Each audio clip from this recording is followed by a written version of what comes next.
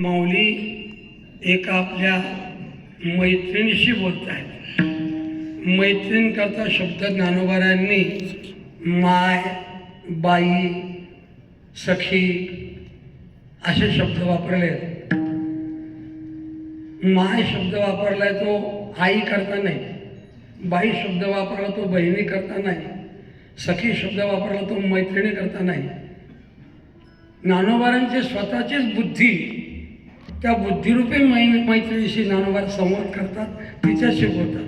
काही वेळा त्याला माय म्हणतात, काही वेळा त्याला बाई म्हणतात, काही वेळा त्याला सखी म्हणतात.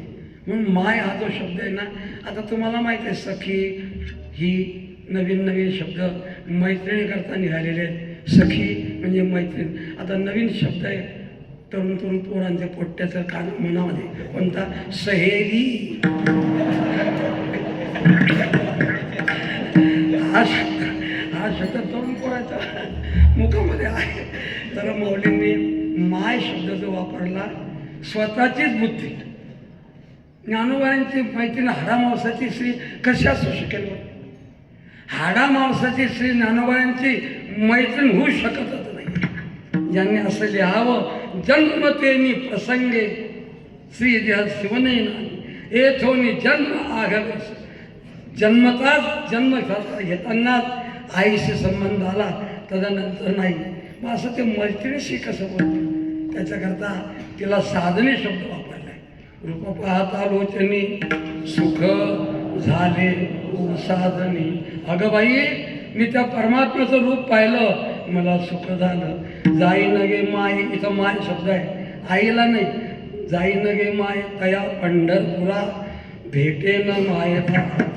एका मैत्रिणीशी बोलत आहे, आपल्या स्वतःच्या बुद्धिरूपी मैत्री बोलत आहे. अगं बाई, पलीकडच्या आंब्याच्या झाडावर कावळा कावकाव कावकाव करतो आहे, त्याला मला काहीतरी शकून सांगायचं आहे, माझ्याशी त्याला काहीतरी बोलायचं आहे.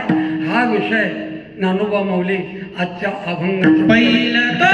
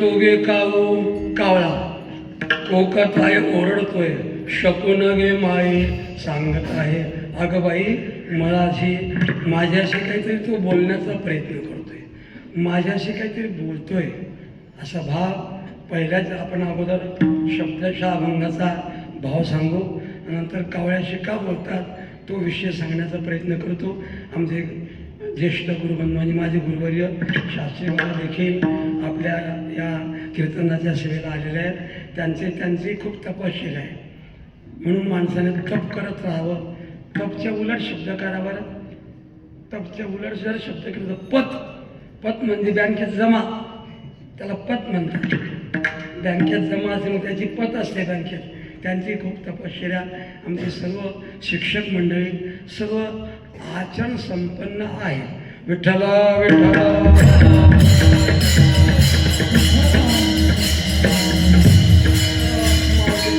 का बोलतात लोक माणसाशी माणसं बोलायला तयार नाही आहेत आणि मग कावळ्याशी का बोलतात हा जो भाव आहे हा भाव आपण अभंगाच्या नंतर सांगणार आहोत पहिल्या कडमध्ये मौली असं म्हणते पहिलं तो गे काऊ कोकत आहे शकून गे माये सांगत आहे काही प्राणी भगवंताने शकून जे सांगणारे आहेत काही अपशकुनी आहेत बरं का आता गाढव ओरडणं घरामध्ये पाल चुकचूक करणं हे अपशकुन आहे कुत्रे भुंकणं हा अपशकुन आहे पण शुभ प्राणी आहेत बघा सर्प दिसणं चातक पक्षी दिसणं मोर दिसणं सर्प दिसणं हे शुभ शकून सांगणार आहे एखाद्या वेळेला खेड्यागावामध्ये एखादी बाई जर हांडा भरून घेत असली आणि आदर पायी निघाला असला तो म्हणतो अरे रुपा टाक रे रुपा आपलं काम फत्ते होईल आपल्याला घागर भरलेली बाई डोक्यावर घेतलेली बाई दिसते शुभ शकून असतात काही तसं मौलींना हा कावळा ओरडणारा दिसला आणि मौली म्हणते शकून गे माई सांगत असे मग त्या कावळ्याला म्हणतात कावळ्या आता उडत उडत जा आणि माझ्या घरी पंढरीनाथ पाहुणे पंढरीचे जे राजे आहेत ते माझ्या घरी येतील का हा विषय दुसरा उलरे काऊ तुझे थोड्याने मला विना पाओ उलरे काऊ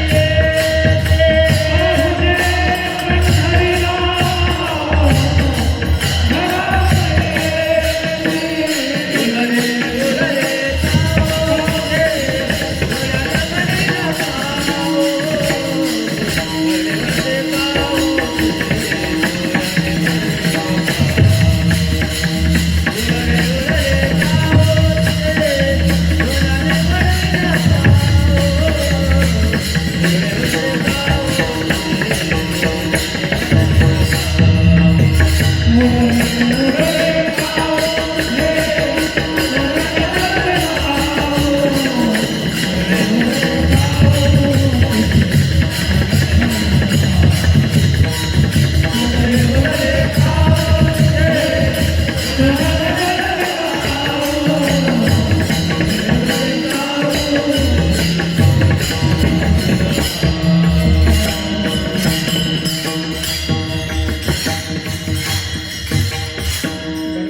म्हणजे आपण दोन वेळा का म्हणत नाही, थोडासा वेळ सांभाळायचा आहे आपल्याला, तेही सांभाळायचं असल्या कारणाने मुद्दाम मी अभंगसुद्धा शेंगलाच म्हटला, म्हणजे एकच चरण आपल्याला थोडंसं वेळेचं बंधन असतं. म्हणून माऊली कावल्याला आमिषने दाखवतो, तुझ्या पायाला सोन्याचं पैंजण मुलामा एक पत्र्याचा तयार करील आणि तो तुझ्या पायाला शोभेल असं काय. याचा अर्थ त्याची स्तुती नाही, त्याला काही आमिष नाही, प्रेम अंत करणार. प्रेम थांबत नसतं, काय बोलावं हे कळत नसतं. म्हणून तुझे सोन्याने मडवीनं पाहू, सगळ्या धातूंमध्ये सोनं महाग आहे, आपल्याला याची कल्पना आहे. आता नुसतं माऊलीच्या मंदिराच्या पंच कमिटी नुसतं जाहीर केलं, महाराज एवढ्या किलोचा सोन्याचा मुकुट आपला कळस बसायचा आहे, पण माऊलीवर इतकं प्रेम, लोकांचं इतकं प्रेम, अशी रांग लागत होती, रांग. मी स्वतः पाहिलं, कारण की काही काही चेक देण्याकरता मला काही मुलं घेऊन जायचे, तर खूप खूप माऊलींचा तो सोहळा अवर्णनीय झाला. 25 किलोचा 27 किलोचा केला म्हणतात. आणखी त्यांना असं ऐकलं मी, पुन्हा पैसेसुद्धा शिल्लक राहिले. एवढं माऊलीवर लोकांचं प्रेम आहे. मी माझ्या भाषेमध्ये अंत काढतो, नेहमी सांगतो, तुकोबरा करतात, ज्ञानोबरा करतात, लोक मरायला तयार आहेत, आपलं जीवन समर्पित तयार आहे. विठ्ठल विठ्ठल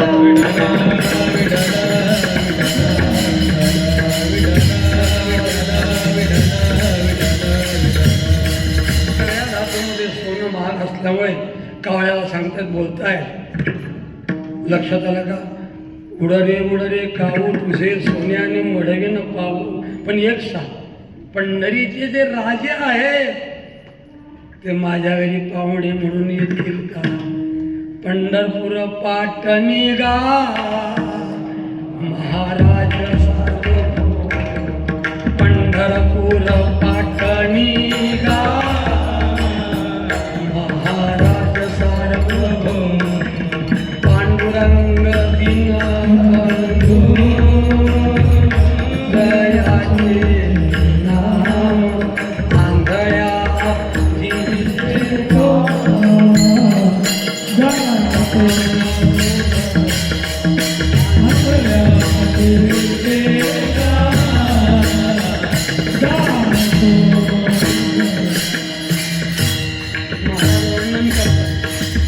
पंढरपूर पाटण महाराज सार्वभौम. म्हणून पंढरपूरचे राजे पांडुरंग परमात्मा, आमच्या संस्थेचे राजे विठ्ठल बाबा. लक्षात आलं का? म्हणून पण पाहुणे पंढरीराव घरा काही. माऊली तुम्ही माझ्यामध्ये सोन्याचं पैंजण, सोन्याचा मुलामा करून पत्र म्हणजे पत्रा काहीतरी करणार तुम्ही अलंकार माझ्या पायामध्ये शोभेल. पण आता सध्या मला भूक लागलेली आहे, तुम्ही मला खाण्याकरता काही द्याल का? तो उल्लेख ज्ञानोबरांनी अभंगाच्या 3ऱ्या चरणी, भाताची उंडी लावीन तुझ्या तोंडी, दही भाताची उंडी लावीन तुझ्या तोंडी, दही भाताची उंडी लावीन तुझ्या तोंडी,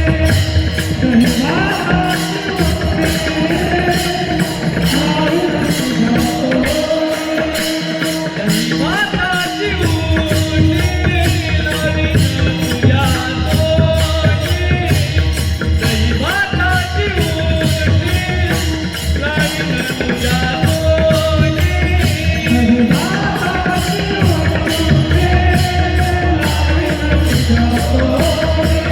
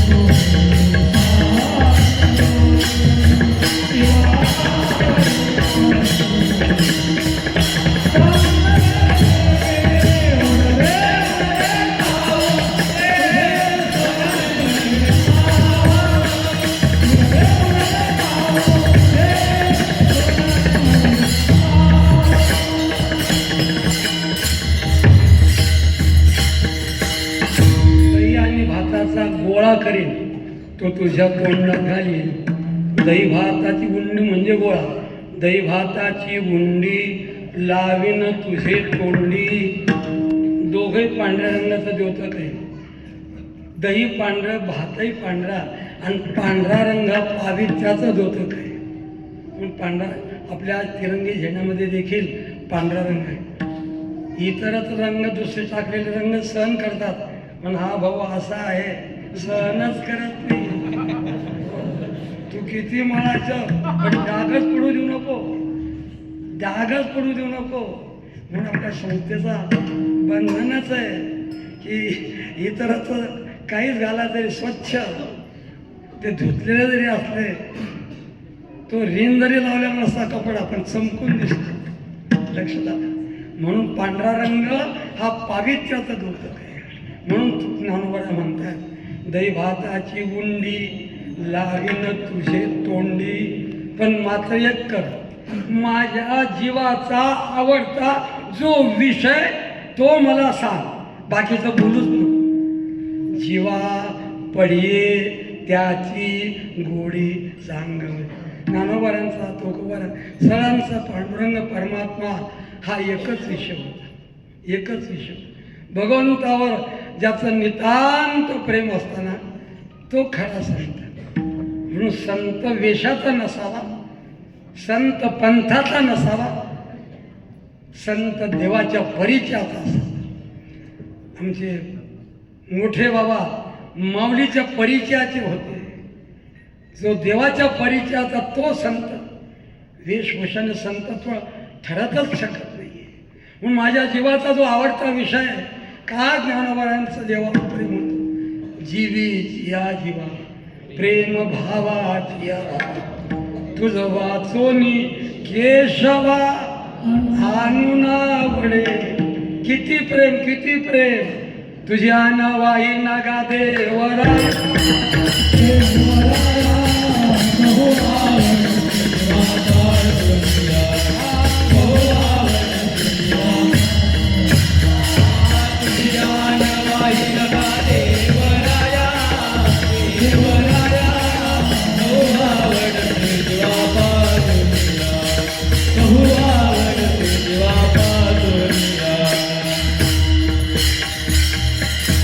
जन्माला येऊन देवावर प्रेम करा, संतांवर प्रेम करा, तरच नरजन्माची सार्थकता आहे. लक्षात आलं का? तरच जन्म याने सार्थक केला. जर देवावर संतावर प्रेम नसेल, माझी भक्ती विण जळोते जियाले पण आगा पृथ्वीवरी पाषाण नसती काही. भगवान रागवले, माऊलींची देखणी आहे.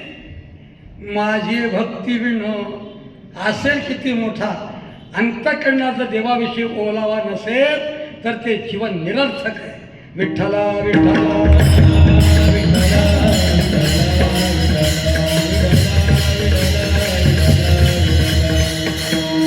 मी माफी मागून बोलतो, आपलं पाव बटावर जेवढं प्रेम आहे ना तेवढंही प्रेम नाही तेवढं. अनित्य वस्तूवर मनुष्य जेवढं प्रेम करतो तेवढे नित्य वस्तूवर प्रेम करत असेल ना, तो पुण्यवान समजावा.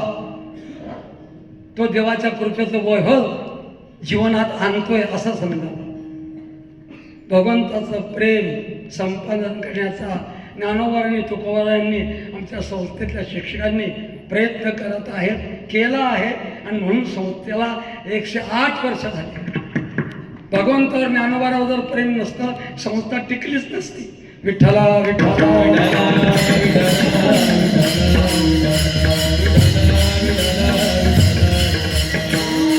म्हणून माऊली म्हणतात जीवा पडिये त्याची गोडी सांग वेगळी.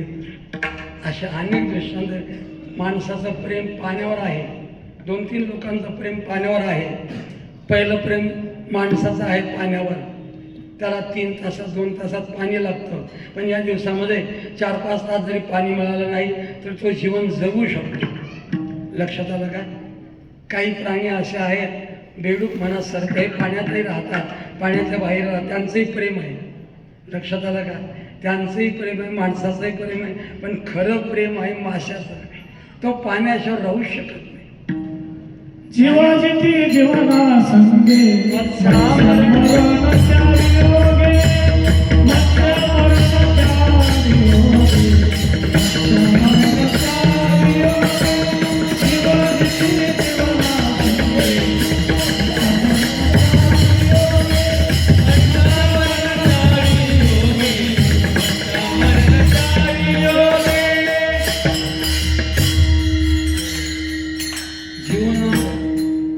सोडू शकत नाही. लक्षात आलं का? म्हणून जीवना वेगळी मासोळी तैसा तुका तळमळी.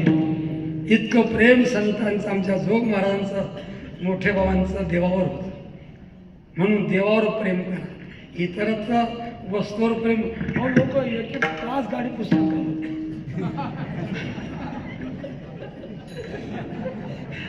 आपण त्याला विचार कर, कोणाची सेवा करतोय? गाडी स्वच्छ करतो म्हणतो. अरे 2 तास झाले ना, तरी गाडीची सेवा करतोय. देवाची सेवा करा, देवावर प्रेम करा. ज्ञानोबाला सांगतात कावळ्याला, तुम्हाला हे जर सांगत असतील, हे जर बोलत असतील तर बोल माझ्याशी. जीवना जीवा पडी त्याची गोडी सांगावी. तो कावळा म्हणाला असावा, माऊली तुम्ही मला आता खाण्याचं दिलं आहे, मस्त पोटभर मी भात दही खाल्लेलं आहे, त्याच्यावर थोडीशी साखरसुद्धा टाकलेली आहे, पण जेवण झाल्यानंतर मला दूध पिण्याची सवय आहे, मला तुम्ही दूध द्याल का? तो विषय दुधे भरुनी वाटी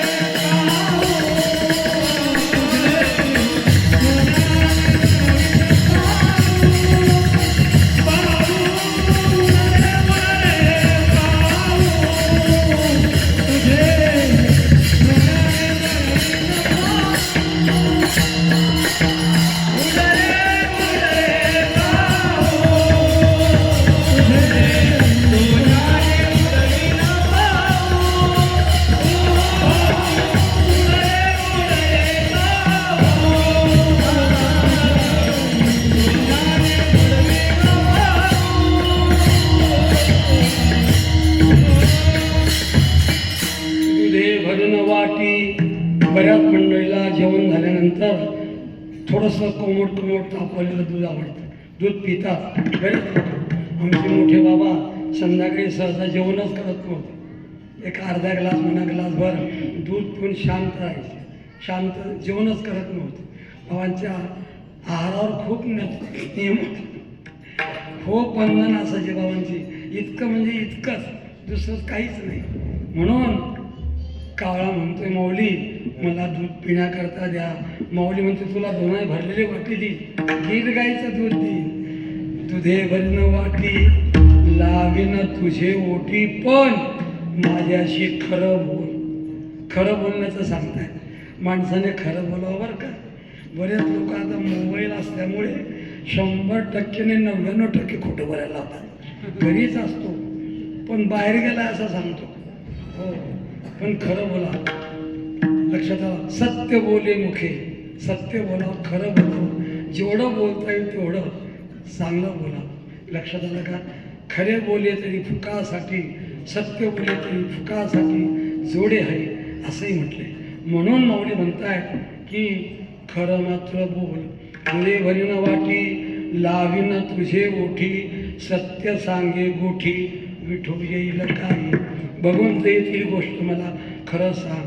आणि जेवण झालं, दूध प्यायला गेला. मग बऱ्याच श्रीमंत घरांच्यामध्ये फळ खाण्याची सवय असते. जेवण झालं अशी फळाचं ताट म्हणा एखादी वाटून देतात. मौलीसुद्धा त्याला म्हणतात, बघ तुझं जेवण झालं, तू दूध देखील प्याला, आता तुला काही फळं खाण्याकरता देईल, ती फळं खा, पण माझ्याशी मात्र खरं बोल, मला जे आवडतं ते सांग. तो विषय आंबया डाळी फळे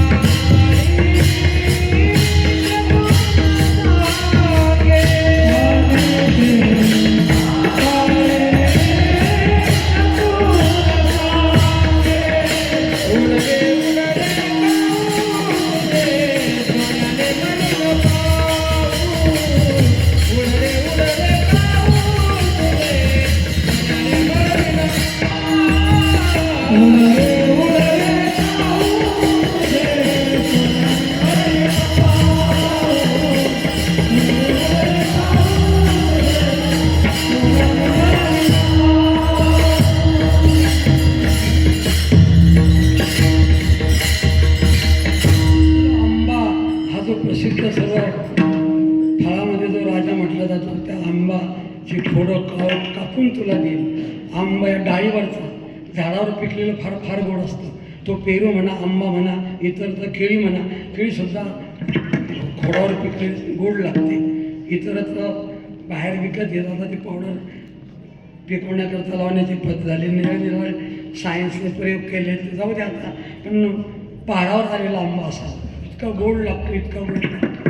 म्हणून आंबा या डहाळी फांदीवर असलेला, फळे चिंबी रसाळे रसयुक्त असलेला असा आंबा तुला खाण्याकरता देईल.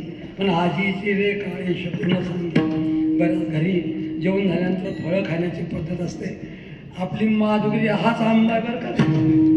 हो, तुम्ही पुण्यवान आहात. आपल्याला जी माधुरी मिळते ना ती अमृतापेक्षा गोड आहे. पण तुम्ही त्या माधुरीचा उपयोग करा. हो, मी माझा खरंच हृदय कळवतो. आळंदीचा एक क्षण सुद्धा वाया जाऊ देऊ.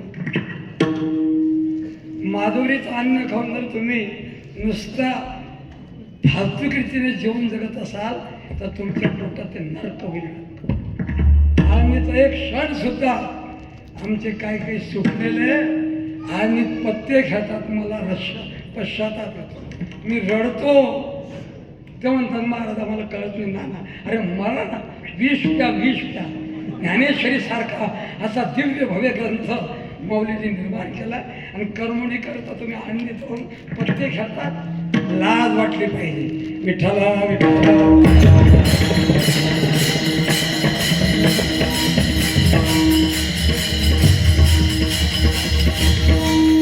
माझी विनंती विद्यार्थ्यांना, आळंदीचा वेळ वाया जातो नका. असेल तुमचा मोबाईल कामापुरता वापर करा. 4 वर्ष तरी कामापुरता वापर करा. खूपच काम आहे त्यावेळेला. नुसतं मोबाईलशी खेळणं बोलणं हे सुद्धा जीवन चुकीचं आहे. एक ओवी पाठ केली, माऊलीची समाधी डोलली. इतक्या त्या ओवीत शक्ती आहे, इतकं सामर्थ्य आहे. एक विष्णूचा नावाचा श्लोक म्हणा, माणसाचा अंतर शुद्ध होईल. म्हणून माऊली म्हणतात, आंबया डाळी फळे चिंबी रसाळे आजी हिरे काळे शकून सांगे.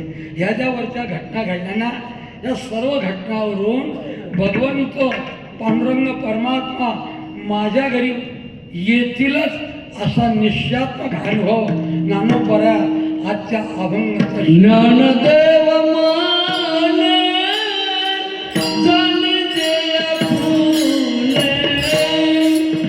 ज्ञानदेव माने जाणे जे फुले.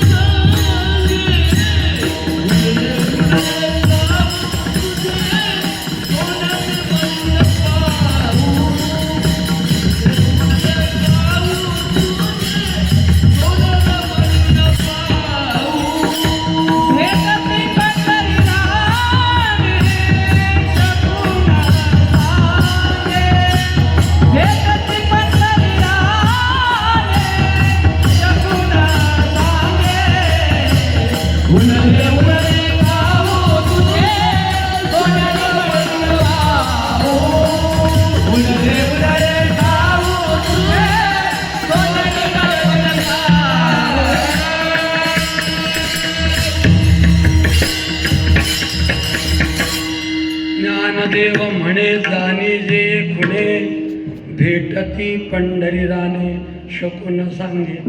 काही बाहेरच्या वातावरण असं वातावरण इथे आहे असं समजतं माणसाला.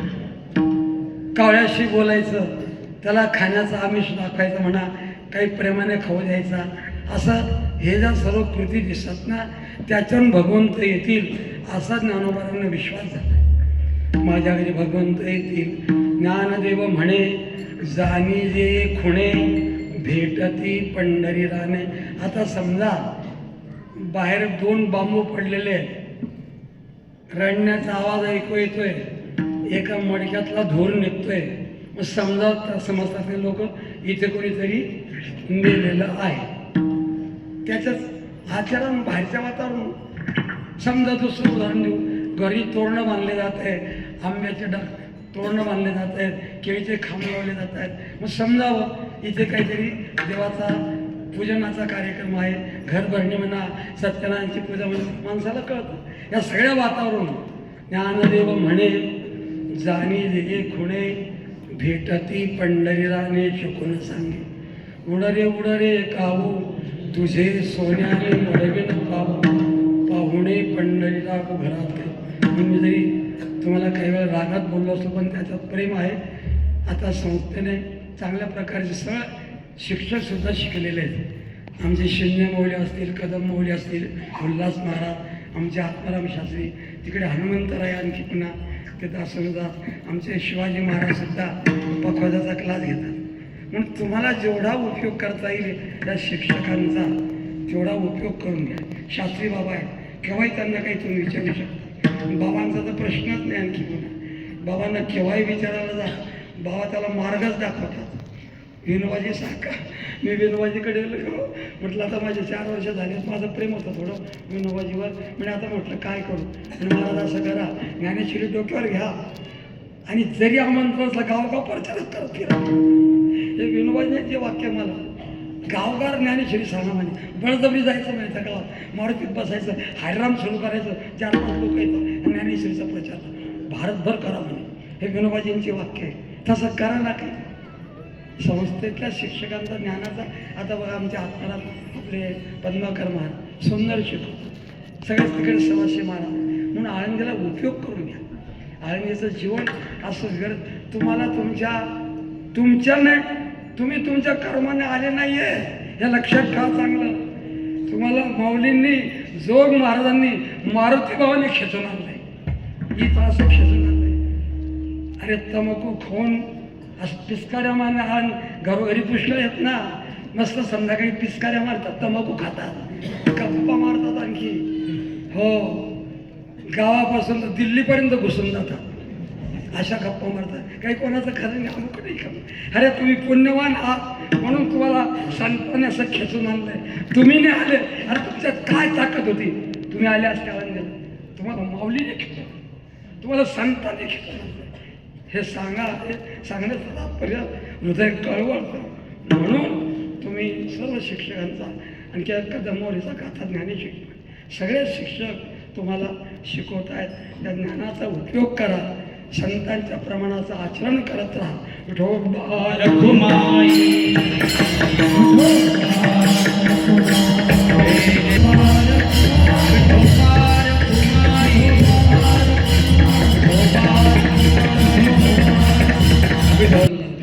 शिवाजी महाराज 8 दिवसानंतर मला माऊलीला सांगावं लागत होतं की माऊली पहिलं वर्ष करा, मागे स्वच्छ करा. नंतर संस्था तो आमचा महेश मुलांना लावून सुंदर अशी संस्था स्वच्छ करतो, 3:30लाच येतो. सेवा करा, सेवेने मनुष्य फार मोठा होतो. मी नेहमी म्हणत असतो तुकडोजी महाराजांचा तूने सेवा ही न किया है सुंदर दिखता है तो क्या. काय की मला असं काय असं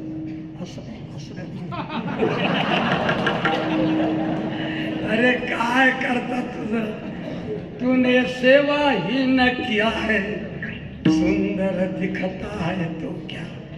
घड़ी घड़ी में कपड़े बदले, भांग में डाले कंगवा, ऐसे छान को कोई ना पूछे, सेवा में नहीं आगवा. सुंदर दिखता है तो क्या, जानी जवानी खून भरी है, तरतर चलता फिरता, देश धर्म के काम न आता, देश धर्म के काम न आता, जैसा म्हैसा चरता. समजला का नाही. तो यशवाला साईड देत नाही, तो इतका बुद्धिवान आहे. यशवाला जर आला तो भोंगात येऊन थकतो, तो सांगतो यशवाला तुला गरज असेल तर खाली उतरून येऊन जा, पण मी रोड सोडणार नाही. तसं जेवण जगायचं. जैसा म्हैसा चरता. म्हणून सेवेला महत्त्व द्या. ही माझी सर्व विद्यार्थ्यांच्या चरणी नमस्कार करून तुमच्या पायावर मस्तक ठेवून प्रार्थना आहे. विठ्ठला विठ्ठला विठ्ठला विठ्ठला विठ्ठला.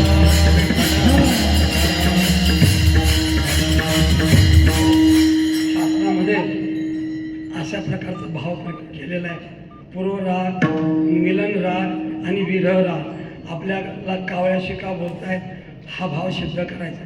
पूर्वराग म्हणजे भगवंत भेटले नाही, फक्त भगवंताची कीर्ती ऐकली, त्याला राग शब्दाचा प्रेम. बरं का, राग शब्दाचा अर्थ काय आहे, प्रेम. पूर्वराग पूर्वप्रेम लक्षात आलं का. म्हणून पूर्वराग, विरहराग, मिलन राग. भगवंत भेटणार आहे. नुसती रुक्मिणी मातेने सुदेव ब्राह्मणाच्या मुखातून कीर्ती ऐकली, कीर्ती ऐकली.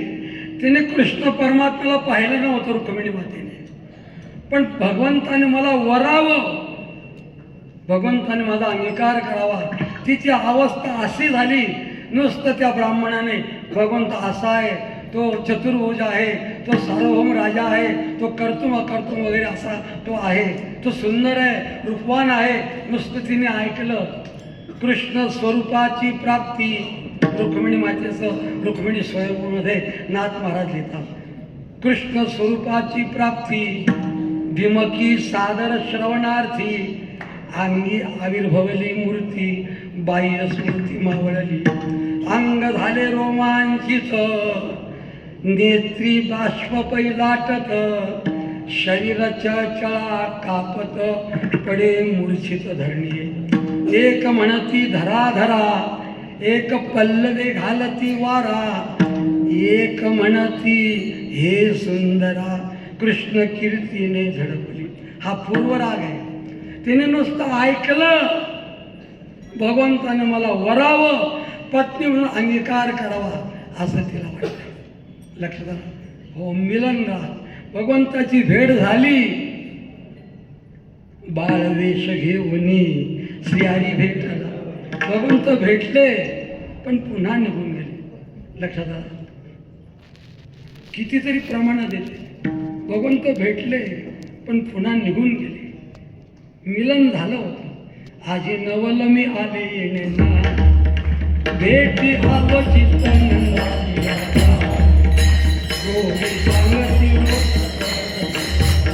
भगवंत भेटले मिलन झालं पण पुन्हा लक्षात. पूर्वराग आणि विरह राग येतो. विरह रागाचे पुन्हा प्रकार आहे. भावी विरह, वर्तमान विरह, भूत विरह असे प्रकार. भूत विरह म्हणा अगोदर, वर्तमान विरह म्हणा, आणखी भावी विरह. भूतराग म्हणजे भगवंत त्या नाथ महाराजांच्या गवळणीमध्ये तिने विरह सांगितलेले. भगवंत जाणार नसतं असं कळलं. भावी विरह जाणार आहे. लक्षात आलं? गवळणींना कळलं. इतक्या रडल्या. लक्षात आलं का? या नंदाच्या अंगणी मेळाल्या बोले नंदाची खटला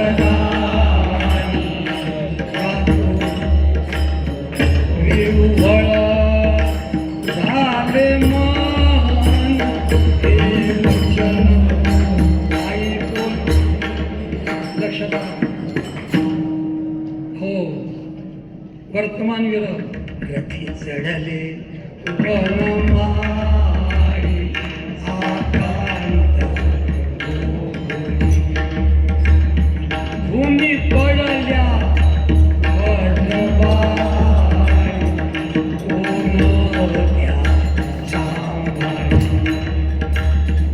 नयनीच्या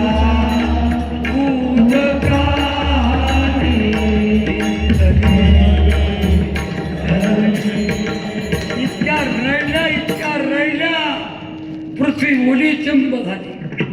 पण माफी मागून बोलतो, असा जीवनात दिवस एखादा निघू द्या. माऊलीचं समुद्र डोकं ठोकताना ढसा ढसा रडा. संस्थेत पाऊल टाकला असेल ढसा ढसा रडा. कोणतं पुण्य असेल तो तुमचा भाग्याचा दिवस ठरेल, तो तुमचा पुण्याचा दिवस ठरेल. बाबांची भेट झाल्यानंतर मारुतीबांच्या पायावर डोकं ढसा ढसा रडा. कोणतं पुण्य. त्या इतक्या राहिल्या. आपण पोट्ट्या करता हजारो वेळा रडतो. बायको करता रडतो. अरे देवा करता रडा, संता करता रडा. तो तुमचा पुण्याचा दिवस ठरेल. विठ्ठला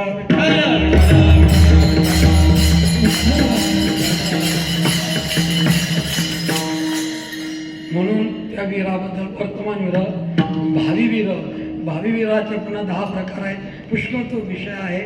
चिंतागद्वे तानव मलिनांगता प्रलापो व्याधी उन्मादा मोह मृत्यू दशादश अशा त्या वीराचे पुन्हा प्रकार आहे. थोडक्यात आपला आता वेळ जवळजवळ होण्यात आला आहे. चिंतागद्वे गौ असं म्हटलंय. भगवंताची भेट होत मी चिंता लागते. चिंता जशी सीता मातेला रामाने मला न्यावं, मला घेऊन जावं याच्याकरता ती सारखी चिंता करत होती. चिंता वाढली पाहिजे. नामस्मरण तर करा करा, पण भगवंताने मला भेटावं अशी चिंता वाढली पाहिजे. जसे ते आकडा लावण्याला चिंता वाढते ना, तो कोणाला विचारतात महाराज. हो, समोर कुत्र गेले ते तो 4चा आकडा लावतात. ती चिंता काय उपयोगाची? चिंता सीतामातेला जशी चिंता होती, चिंताग्रह म्हणून झोप लागत नाही. झोप उद्वेग वाढतो, झोप लागतच नाही. हो, भगवंताच्या प्राप्तीची इतकी चिंता वाढते, तो सतत जागाच राहतो, भगवंताच्या करता रडतो, भगवंता एखादा हसतो वगैरे वगैरे सगळ्या क्रिया होतात. जागृत वेग उद्वेग वाढतो. म्हणून दोन्ही गवळी भागवतात विषय. माझे काही श्लोक तेवढे पाठले पण आहे.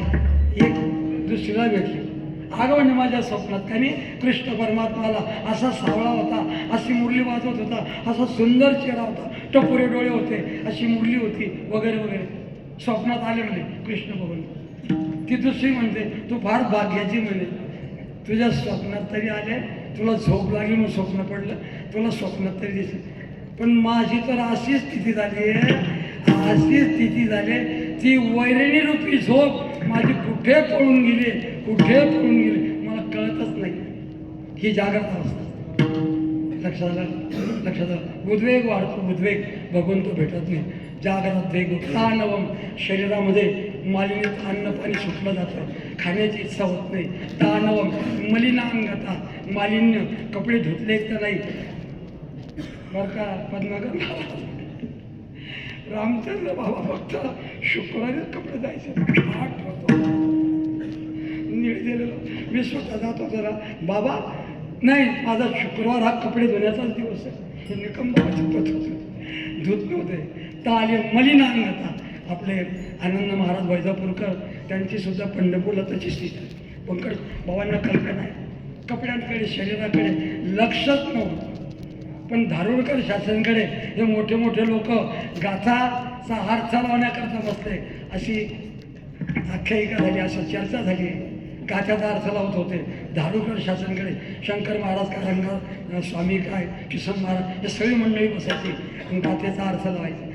त्यांनी लावलेला अर्थ बरोबर आहे का नाही हा आनंद महाराज वैजापूरकरांना विचारण्याकरता पाठवला. या विद्वान मंडळींनी पण स्वतः मालिन्य करतात, शरीराकडे लक्ष नाही. त्यांना विचारायला जावं एखाद्या विद्यार्थ्याने, आम्ही असा अर्थ केला, हा तुकोबाऱ्यांचा अर्थाचा अभंगाचा अर्थ बरोबर आहे का, त्यांनी यश म्हणावं किंवा यांनी लिहावं. इतकी शरीरा तालीन मलिनांग, शरीराकडे लक्ष. हो, लक्षात आलं का. नंतर प्रलापो, हा जो 6वा विरह आहे ना, याला जरा बाजूला ठेवा. पण ताणवम, प्रलापो, व्याधी, आधार येतो, आधारात जुमात नाही. किती बाबांना आधार आला होता. पोधे बाबांना मी जायचो, पितांबर शास्त्री आहेत आमच्या इथे, आम्ही जायचो मधून भेटायला, पण करी लक्ष नाही. त्यांना जर अभंग म्हणायला लावला चालीवरच म्हणायचे, बोधेबाबा चालीवरच म्हणायचे, आणि शरीराची शुद्धी नव्हती. लक्षात आलं. व्याधी, उन्मादा, इतका उन्माद वाढतो अंतःकरणामध्ये, उड्या मारतो, हसतो, रडतो, पडतो, उठतो. उन्माद, प्रलापो, व्याधी, उन्मादता. मोह, संसारातला मोह वेगळा आणि भगवंताच्या प्राप्तीचा मोह वेगळा. मोह लक्षात. शेवटी मरण पत्करतो आणि भगवंताच्या बद्दल अट्टास प्रयत्न सोडत नाही. सगळ्या बद्दल आपण बोललो. आता प्रलाप नावाचा हा भाव राहिलेला आहे. माऊली कावळ्याशी का बोलत आहे हे आपल्याला बोलायचं. प्रलाप वाढल्यानंतर कोणाशी बोलावं, काय बोलावं हे भान राहत नाही, भानच राहत नाही. अशी अनेक उदाहरणं शास्त्रामध्ये दिलेली आहेत. यशोदामाई घर सारवत होते, भगवंत रांगत आले आणि कोणीकडे निघून गेले. यशोदाला कळ हा कुठे गेला. मग यशोदामाई घरोघरी जावं लागल्या. माझा कृष्ण देखिला काय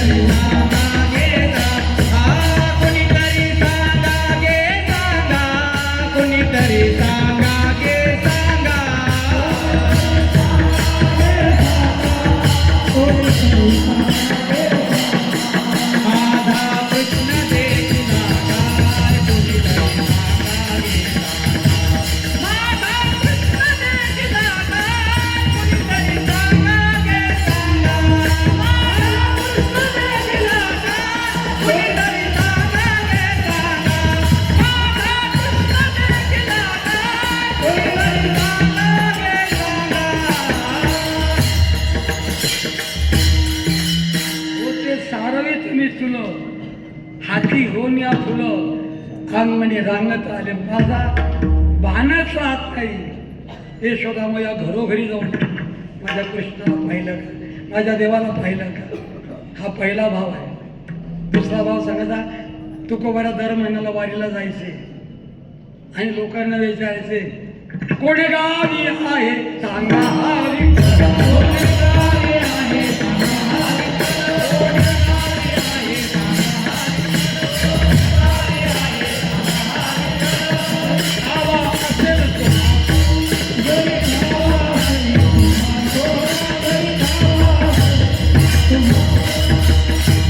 लागत असे पाया एको लोटांगणी, मात तरी कोणी सांगायचे. धर्मज्ञाला वाला पण भाव प्रगट झाला, अंतःकरण विरघळलं म्हणून कोणालाही विचारतात. राजखेडीचा प्रसंग तुम्हाला सर्वांना ज्ञात आहे. इतका आनंद भगवंताने दिला होता. वेगवेगळी रूपं धारण केली होती. कोणाबरोबर खेळत होते, कुठे भूतो सर्व वेगवेगळे ते खेळत होते. पण भगवंताला कळलं यांना अभिमान होईल म्हणून राजाला उचललं आणि बाहेर पडले त्या राजखेडीच्या. तुम्हाला सर्वांना कथा माहिती आहे, तुम्ही भागवत सांगणारी मंडळी आहात. राजाला सांगितलं म्हणे माझा खांदा भरून खाली उतर म्हणे. तिला खाली उतरवलं आणि भगवंत कुणीकडे निघून गेले.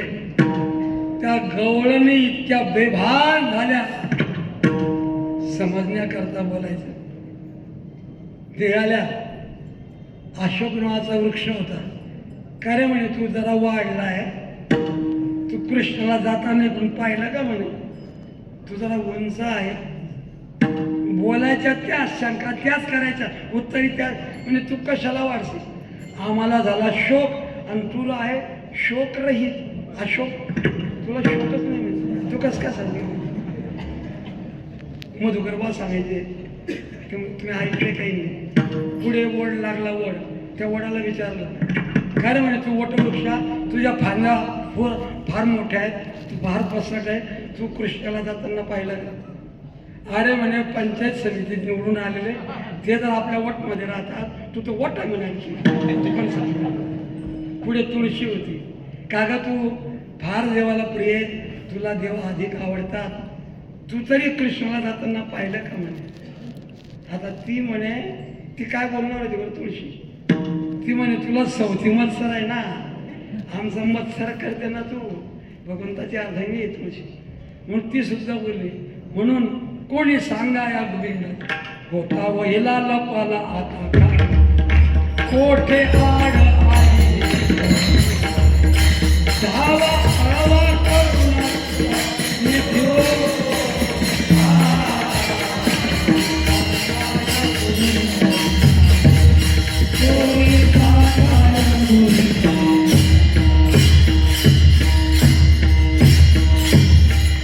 म्हणून माऊली कावळ्याशी बोलतायत, म्हणून बोलतायत.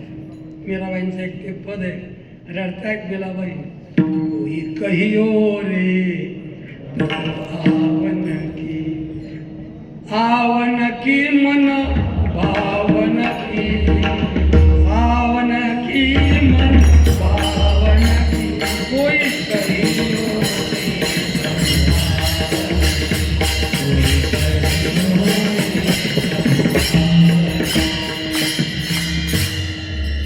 सांगा सांगा.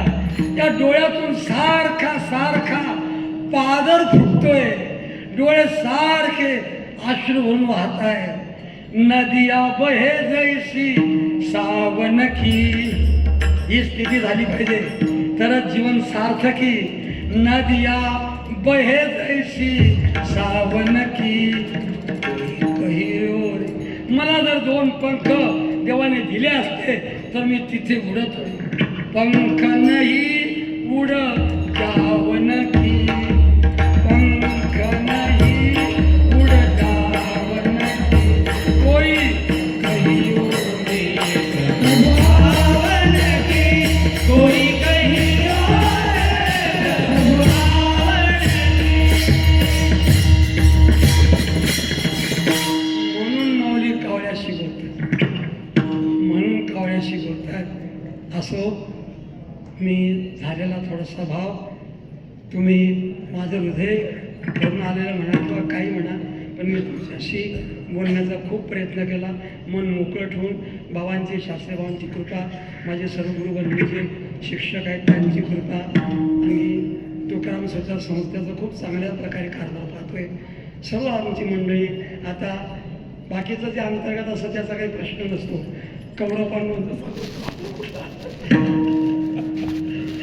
तर असो, संस्थेमध्ये तुम्ही आता या नाव घेता घेता सुटून तर येऊन गेले तर त्यांना खाली 250 पोरांनी प्रवेश घेतला आहे. पण 5 बरं का, निदान 25 मार्क जरी कमवा, 25 मार्क जर पडले तरच तुम्हाला भास्कर महाराज आणि आत्माराम शास्त्री त्यांच्या सहवासात तुम्हाला राहता येईल. म्हणून अभ्यास करा. काही अजून वेळ 5-6 दिवस अभ्यास करा, पाठ करा, लिहून काढायचा, झालेल्या व्याख्या लिहून काढायचा. दुसरा पाठांतराचा लक्षात राहत नाही. इथे विष्णू इकडे म्हणतो संतांच्या संगती आणि तिकडे तर पुढे चालला जातो तीर्थावर तर निघून, असा पाठांतराचा विषय. म्हणून पाठांतरापेक्षा लिहून काढावं, एखादी व्याख्या लिहावी, त्याच्या खाली उदाहरण लिहावं, आपल्या लक्षात आहे का नाही. म्हणून माझी सगळ्यांना विनंती आहे, झालेली सेवा बाबांच्या जडी मी समर्पित करतोय. जास्त काही बोललं गेलं असेल त्या प्रेमाच्या भरात बोललं गेलं आहे.